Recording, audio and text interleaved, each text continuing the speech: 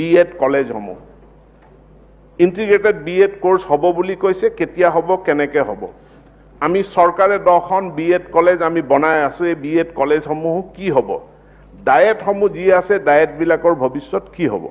যেতিয়া আমি integrated B.Ed কোৰ্সৰ কথা কৈছো তাৰ মানে অকল B.Ed কলেজ বুলি আৰু কোনো কলেজ অদূৰ ভৱিষ্যতে হয়তো নাথাকিব এই B.Ed কলেজৰ ইয়াৰ কাৰিকুলাম কি হব টিচাৰ বুলি কলে টিচাৰৰ শিক্ষাৰ মানদণ্ড কি হ'ব তাৰ কাৰণে ন্যাশনাল লেভেলত ন্যাশনাল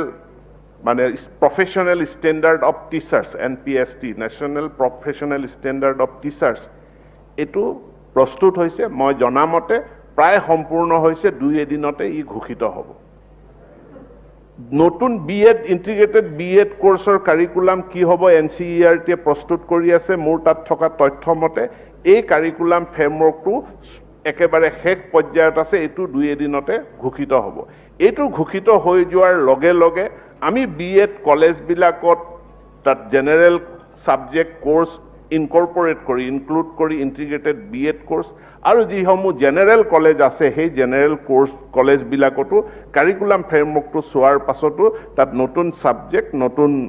পদ সৃষ্টি কৰি পেলে তাত ইন্টিগ্ৰেটেড B.Ed কোৰ্স আমি প্ৰৱৰ্তন কৰাৰ কাৰণে আমি সুযোগ সুবিধাটো আমি লাভ কৰিম তাৰ কাৰণে হয়তো আমি কেইটামান দিন আমি ৰখিব লাগিব আৰু সেই কেইটামান দিন ৰখিবৰ কাৰণে মই সকলোকে অনুৰোধ জনাম